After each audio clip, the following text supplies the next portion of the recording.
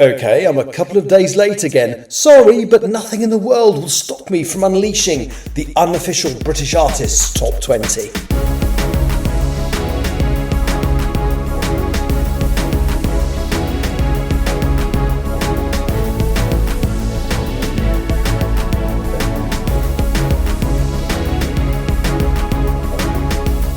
Hello and welcome to the show. As usual this week I will be doing some news.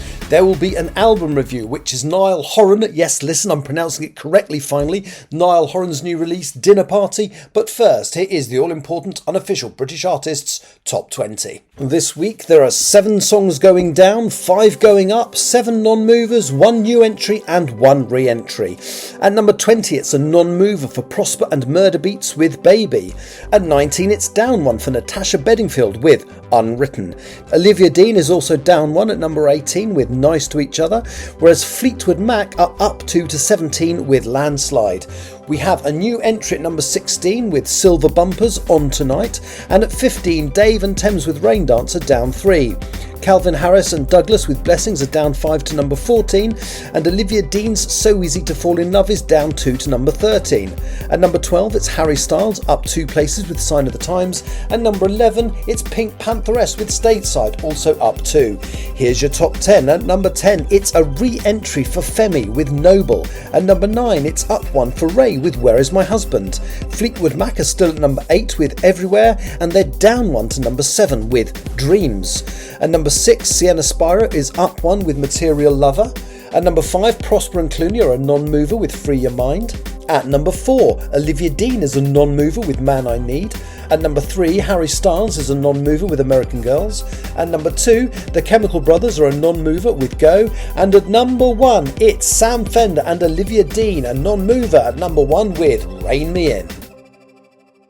So that's the 5th week we've had exactly the same top 5 with no movers. So that's pretty boring and tedious. In terms of the actual chart compared to the official chart, it's really interesting because I was driving home from visiting a family member in Scotland on Friday, so the day the chart was released, and I listened to it actually live, unusually, on Radio 1 as it was unveiled, and I was sitting there thinking, well, it's between Sam Fender and Olivia Dean, realistically, and Ariana Grande with her new single, which is called Hate That I Made You Love Me. And, you know, I was really hoping that Sam Fender and Olivia Dean would retain the number 1, even though they've been there for a ridiculously long time in the official chart. And sadly they didn't. So I was listening to it as I found out that they'd been knocked off the top. Now, my initial thought was that doesn't mean anything because they've been knocked off twice before. So both Olivia Rodrigo's Drop Dead and I think it was Taylor Swift's Opalite have unseated them for 1 week. So there's a chance they'll be back there next week. And then I remembered that Taylor Swift's new single, which is actually from Toy Story 5, was released this week. So could this actually genuinely be the end of Sam Fender and Olivia Dean at the official number 1? We will soon find out. Although, you know, my chart is so static and dull, there's nothing new British coming up. So I suspect they'll be number 1 in my chart for a little bit longer. But we shall see. The other interesting thing is that Noble by Femi re-entered the official chart. Well, it didn't re-enter the official chart. It was down to number 59 in the official chart last week. And as such, had dropped out of my chart last week. And then I'm not quite sure what's happened, but it's leapt up from 59 to 34 in the official chart, which is really good. I think it's the first time Femi has actually ever achieved an official top 40 song. And of course, because it's at number 34 in the official chart, it's propelled it actually to number 10 in my chart. So it was previously in my chart for for 4 weeks, where it was languishing, you know, in the bottom. I don't think it got higher than number 19, and it was there for 4 weeks, but suddenly it's up to number 10. So that's really good. That's really interesting. Other than that, it's pretty dull. The only new entry that's a proper new entry is by Silver Bumper. It's a dance track called On Tonight.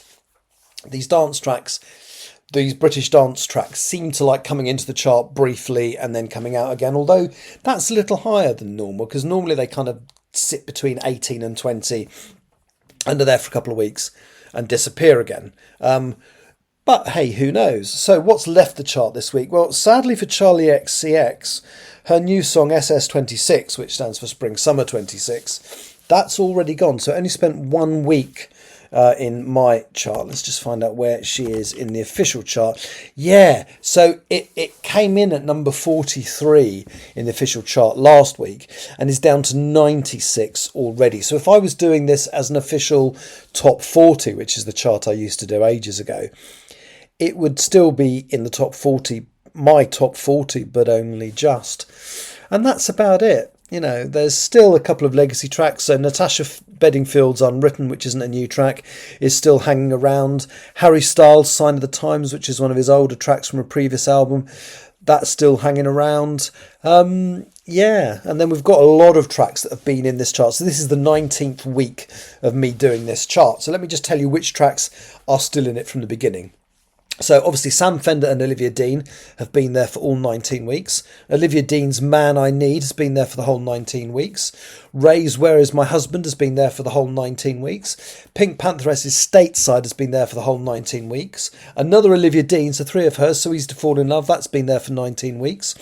Dave and Thames Rain Dance has been there for 19 weeks, and Fleetwood Mac's Landslide has been there for 19 weeks. So that's 7 of the songs in my top 20 that have been in the chart for the whole 19 weeks that it has existed. In terms of chart penetration, let's just look at, the other one who left the chart, before I move on to that, is Calvin Harris and Jazzy, which... perfect example of the dance tracks I was talking about before, actually. Its highest position was number 18. It was in the charts for 3 weeks and now it's gone. Right, so chart penetration. Only 2 of the official top 10 are British, which is Sam Fender and Olivia Dean and Chemical Brothers. That's the same as last week. Top 20 is 6 out of 20. So again, same as last week. That's I've written down 30%. Yeah, that's right. So it's basically the same song. No, it's not the same songs. The 5 of them are the same. And then Sienna Spiro's Material Lover has gone up 1 and Fleetwood Mac's Dream has gone down 1. And then the official penetration into the top 40, it's 14 songs out of 40 are British artists. So 35%, that's down 2.5% on last week. And my number 20 is the official number 54. So the lowest position in my chart is number 54 on the official chart. That's the same as last week. Obviously, the higher that number is an indication that we're doing slightly better. And it's not too bad at the moment. The lowest position I've had is 73. So out of the top 73, only 20 of them were British artists. So 54 isn't bad. British artists at the official number 1, well, they're not this week, but still 18 out of the 23 weeks there have been a chart this year have had a British artist at number 1. 13 of them were Sam Fender and Olivia Dean. And then non-British artists at number 1. Now, because of Ariana Grande and her song Hate That I Made You Love Me, getting to the official number 1 this week, there have now been 5 in total. And I have a funny feeling next week is also going to be a non-British artist at number 1, because I'm pretty certain that it's going to be the new Taylor Swift single. Anyway, that was that. Now it's time for the news. First, as always, the Spotify roundup. No albums or songs by British artists appeared in the Global Debut Album Top 10 or the Global Debut Songs Top 10 this week. Olivia Dean's The Art of Loving was up 1 place to number 8 on the Global Albums Top 10 this week. The deluxe version of Dua Lipa's self-titled first album was a new entry at number 9. There was no British representation on the Global Songs Top 10 this week. There are still 2 British entries in the Global Pre-Saves chart this week.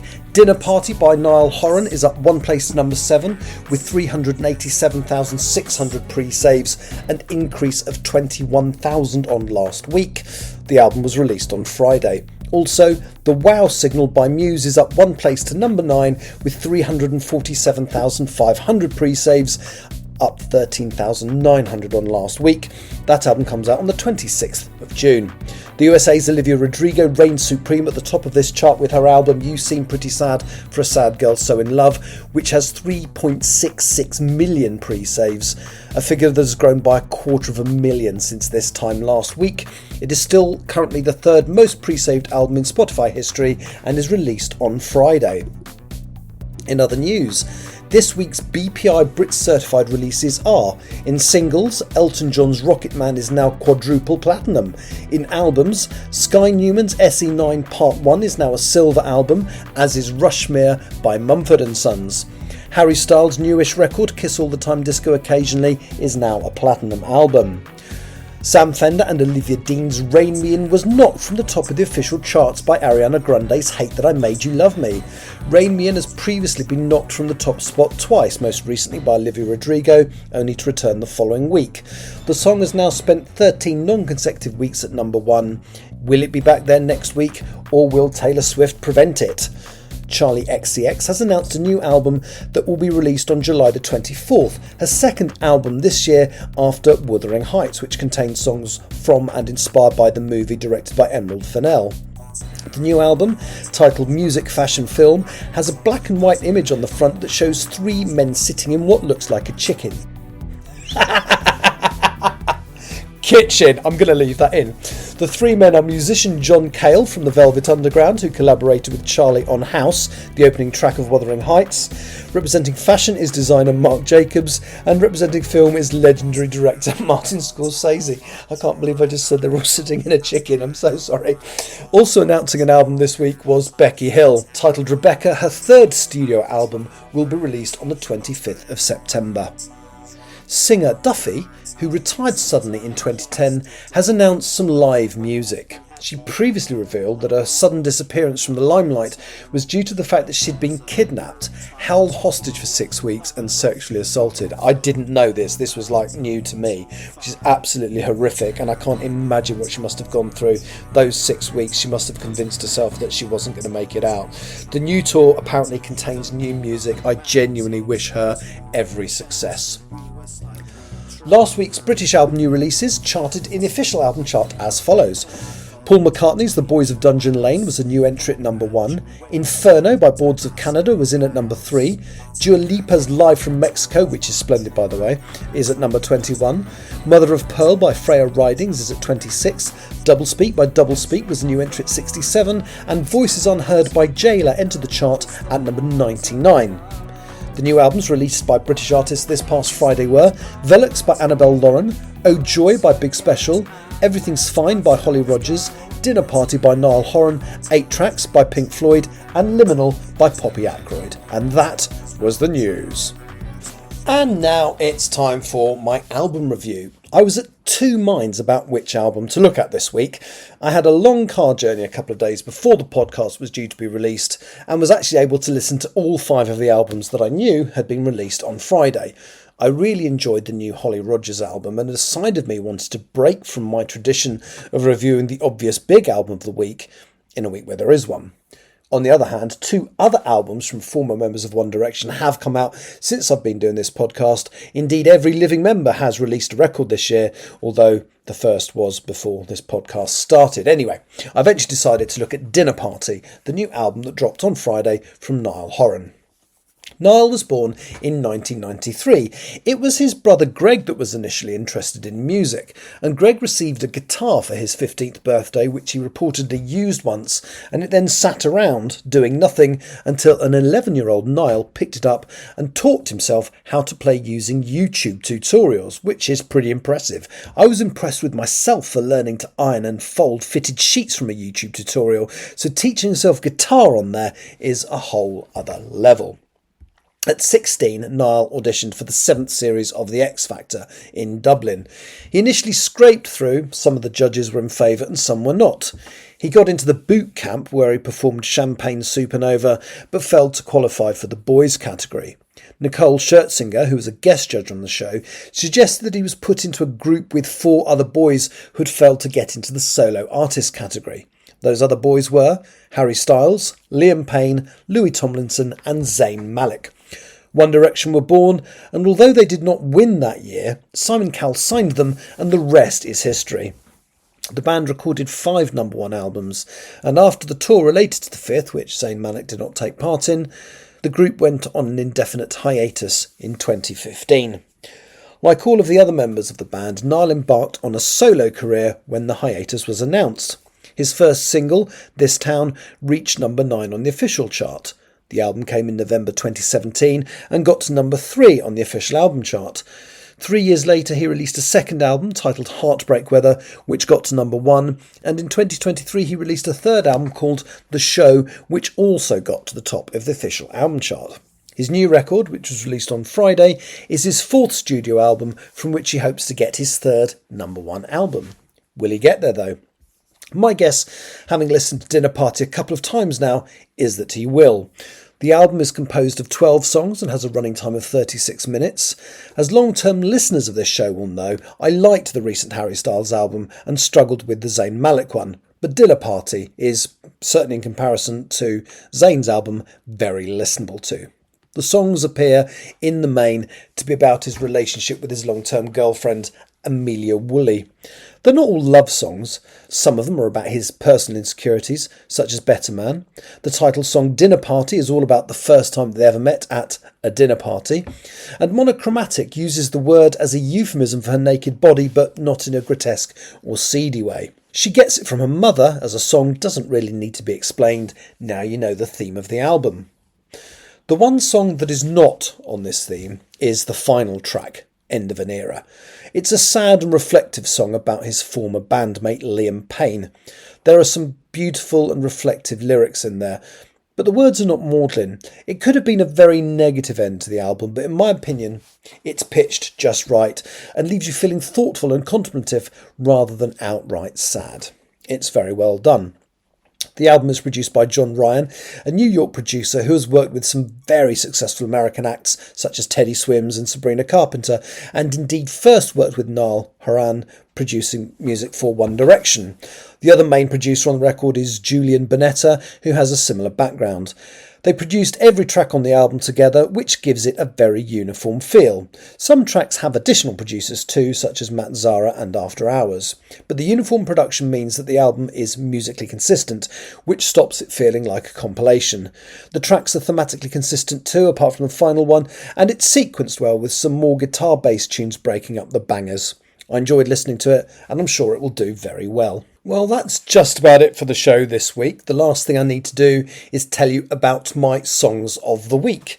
Now, the first, I don't think it's been released as a single, but it's a track from the Holly Rogers album called Everything's Fine, which was released on Friday. As I said, I listened to all the new release albums that I knew about anyway this week on a drive down from Scotland, and I loved Spaceman, which is one of the songs on this album. I was at two minds, as I said earlier, about whether I should review Niall Horan's album, and the one I was considering reviewing instead was Everything's Fine by Holly Rogers. There's some great songs on here, but as I said, my song of the week, absolutely phenomenal, is a song called Spaceman.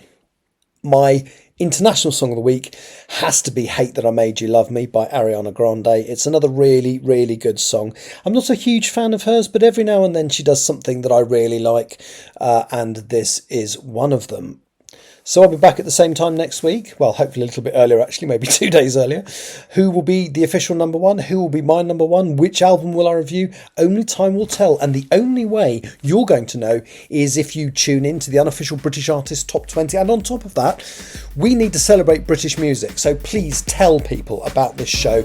Maybe recommend it to them if you can. In fact, yeah, that's your task for the week. Please recommend this show to at least 2 people. Try and get them to listen. Thank you so much for listening yourselves. I'll be back. Bye-bye.